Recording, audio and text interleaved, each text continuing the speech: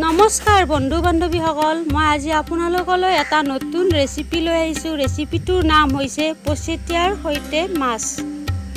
ইয়াক বনাবৰ কাৰণে প্ৰয়োজন হ'ব পচেতিয়াৰ পাত আৰু সৰু মাছ, পিঁয়াজ অলপমান আৰু জলকীয়া অকণমান। এয়া চাওক, সৰু মাছ আৰু পিঁয়াজ সৰু সৰুকৈ কুটি লৈছোঁ।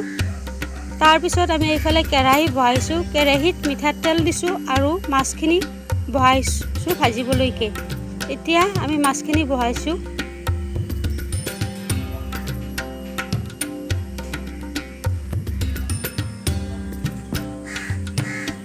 অকণমান নিমখ ছটিয়াই দিছোঁ মাছখিনিত।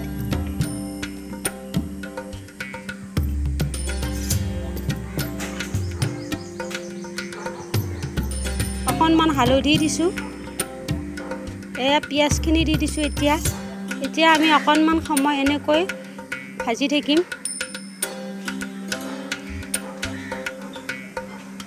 ইয়াত অকণমান পচেতিয়াৰ পাতো দি দিছোঁ। এইখিনি অকণমান সময় এনেকৈ লৰাই থাকিব লাগিব। পচেতিয়াৰ পাত আৰু মাছ খাবলৈ বহুত টেষ্টি লাগে। পচেতিয়াৰ পাত এয়া আমাৰ ৰেডিয়ে হৈ গ'ল, মাছৰ সৈতে পচেতিয়াৰ পাত। যদি ভিডিঅ'টো চাই ভাল পাইছে, লাইক কৰিব, ছাবস্ক্ৰাইব কৰিব আৰু শ্বেয়াৰ কৰিব। Thank U.